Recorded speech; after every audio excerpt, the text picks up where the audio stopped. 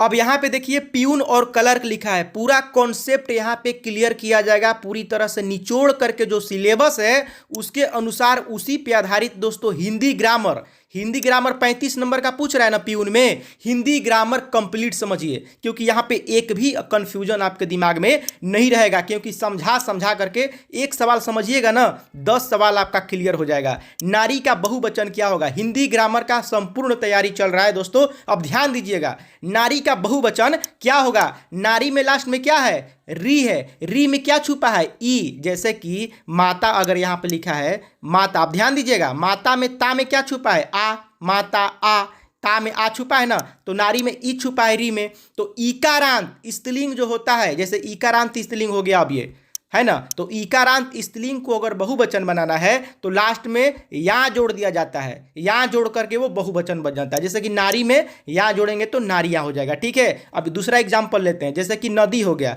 नदी में क्या है, ये भी स्त्रीलिंग है और ईकारांत है, इसमें भी या जोड़ करके हम क्या कर देंगे, स्त्रीलिंग बनाएंगे तो नदियां हो जाएगा। नदी का बहुवचन नदियां, नीति का नीतियां। लेकिन अगर आकारांत हो, जैसे कि आपको यहाँ पे माता लिखा है, ये तो आकारांत है ना, इसमें बहुत सारे दोस्तों नियम है, आकारांत, उकारांत, इकारांत, इसलिए आप शुरू से अगर वीडियो देखिएगा ना तो आपको पूरा कॉन्सेप्ट क्लियर हो जाएगा हिंदी का। तो माता में क्या है, लास्ट में ता में आ छुपा है, तो आकारांत को अगर बहुवचन बनाना हो तो उसको क्या किया जाता है दोस्तों, उसमें ए जोड़ दिया जाता है, तो क्या हो जाता है, बहुवचन। जैसे माता का बहुवचन माताएं, कथा का बहुवचन कथाएं, ऐसे कर करके ए लगा लगा करके वो आकारांत का बहुवचन बनाया जाता है। इसी तरह से उकारांत बताएंगे, एकारांत बताएंगे, सब बता देंगे दोस्तों धीरे धीरे। आप केवल यहाँ पे पेशेंस रख के डेली पढ़िए। नारी का क्या होता है, नारी का बहुवचन यहाँ पे नारियां हो जाएगा, और नदी का नदियां, उसी तरह से माता का माताएं। यहाँ पे अगला सवाल है कि इनमें से उष्म व्यंजन कौन है दोस्तों। उष्म व्यंजन किसको कहा जाता है, जिसको बोलिएगा मुंह से तो मुंह से गर्म हवा निकलेगा, मतलब हवा टाइप का निकलेगा। तो ये कौन कौन से हैं दोस्तों, ये होते हैं स, तालाबी स, फिर आएगा मूर्धन्य स, फिर होता है दांती स और ह। इसको बोल के देखिए, इसको बोलिएगा ना ह, तो देखिए हवा निकल रहा है ना मुंह से, तो ये चारों को मुंह से मतलब बोलने से हवा निकलता है, ये उष्मा निकलता है। उष्म मतलब उष्मा, तो ये क्या हो गया, उष्म व्यंजन हो गया। तो इसमें से कौन सा हो जाएगा, मूर्धन्य स।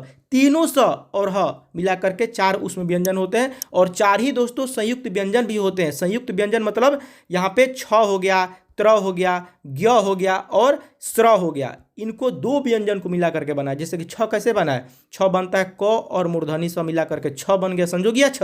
और त्र कैसे बनता है, त और र मिलाकर, मतलब 2 व्यंजनों को मिला करके जो बनता है। और बहुत लोग कंफ्यूजन में रहते हैं, ज्ञ जो होता है ज्ञान वाला, ये दोस्तों ज और इयो मिला के बना रहता है। तो ये जो मिला करके बन रहा है ना, इसको संयुक्त व्यंजन कहते हैं। और ये 4 ठो होता है, छ, त्र, ज्ञ और स्र। और यहाँ पे उष्म व्यंजन जो होता है दोस्तों, ये 4 गो होता है, तालाबी स, मूर्धनी स, दांती स और ह। और वैसे पता ही होगा दोस्तों स्पर्श व्यंजन के बारे में, क से लेकर के म तक स्पर्श व्यंजन होता है। चलिए आगे बढ़ते हैं दोस्तों। होता क्या है ना कि कॉन्सेप्ट समझ के अगर आप समझते हैं ना तो एक सवाल क्लियर नहीं होता है, एक के साथ साथ 10 सवाल और क्लियर हो जाता है। आप सोचिएगा कि इसी में इतना टाइम लगा रहे हैं, नहीं, हम कॉन्सेप्ट बता देंगे तो पूछ देगा कि दांती स का उच्चारण, दांती स कौन सा व्यंजन है, आप तुरंत बता दीजिएगा कि उसमें व्यंजन है, क्योंकि पूरा तीनों स और ह ये उसमें व्यंजन ही होता है। तो चलिए आगे समझते हैं।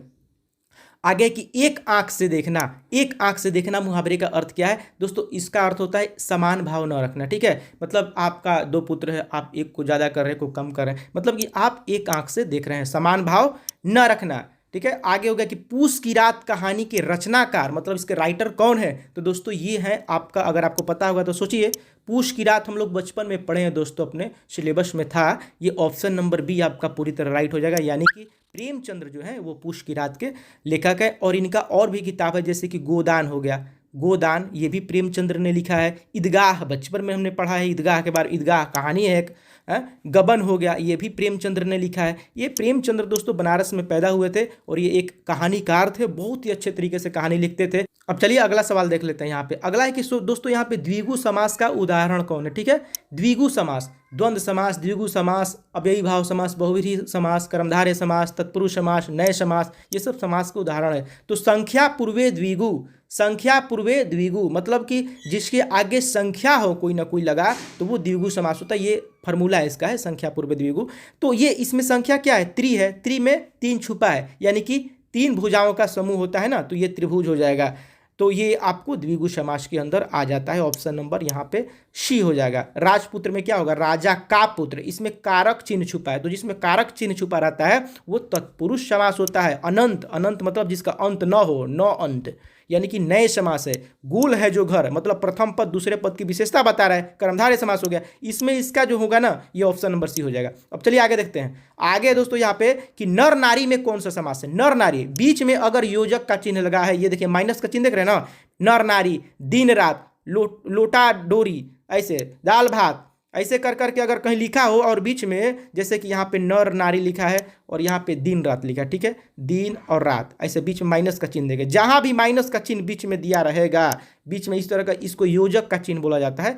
योजक का चिन्ह दिया रहेगा तो समझिए कि वो द्वंद्व समास है। वो क्या है, द्वंद्व समास है। द्विगु में संख्या रहता है, बहुब्रीहि में किसी भगवान वगैरह का नाम रहता है, किसी तीसरे पद की प्रधानता होती है, तो वो बहुब्रीहि होगा। और ये इसमें प्रथम दूसरे की विशेषता बताता है, तो ये क्या हो जाएगा, ये द्वंद्व समास हो जाएगा। बीच में माइनस है, ठीक है, माइनस है तो द्वंद्व समास। नयन का संधि विच्छेद क्या होगा, इसमें सवाल देखिए पलट कर भी पूछ देता है, ठीक है। ने जोड़ अन, ठीक है, धन बोला जाता है इसको, ने धन अन, प्लस को धन बोला जाता है। ये हो जाएगा आपका ऑप्शन नंबर ए यहाँ पे राइट हो जाएगा। और देखिए अगर किन किन वर्णों की संधि हुई है, तो जब ने प्लस अन कीजिएगा दोस्तों, यहाँ पे ने प्लस अन, ने प्लस अन कीजिए तो ने में क्या छुपा है, ए छुपा है, ठीक है, ए और प्लस अन है ना, तो अन में अ है ना पहले, तो पहले जो होगा वही गिनाएगा, तो अ, तो ए प्लस अ। अगर एग्जाम में देगा ऐसे कि किन किन वर्णों की संधि हुई है, तो ए प्लस अ की संधि हुई है, और ये एक अयादी संधि है, ठीक है, अयादी, क्योंकि अय निकलता है इसमें से, ए प्लस अ मिलके आय बनता है। तो नयन का संधि विच्छेद ने प्लस अन हो जाएगा। अब यहाँ पे एक सवाल है जो हम आपसे पूछने वाले हैं, कादंबरी के लेखक कौन है, ठीक है, कादंबरी के लेखक कौन है ये बताइएगा। और इसका पीडीएफ चाहिए दोस्तों, अगर डिस्क्रिप्शन में एक लिंक दिया गया उस पर क्लिक करके और टेलीग्राम लिंक पे मेरा जाइए, टेलीग्राम चैनल है और उसमें मैंने इसका पूरा पीडीएफ दे दिया है, आंसर के साथ जाकर के डाउनलोड कर लीजिए। पूरी तरह से प्यून का तैयारी करना है कंप्लीट। यहाँ पे सब आपका कंसेप्ट क्लियर कराया जाएगा। ऐसा नहीं है कि केवल एक का बी बता दिए, दो का सी बता दिए, तीन का डी बता दिए, ऐसे नहीं, आपको बताएंगे तो समझाएंगे भी, ठीक है। तो थोड़ा समय लगता है लेकिन आपका कॉन्सेप्ट क्लियर हो जाता है, तो आपको ही इसका हेल्प मिलता है। तो अभी बस इतना ही, मिलता है आपसे के साथ, तब तक ले इजाजत दीजिए। जय हिंद, जय भारत।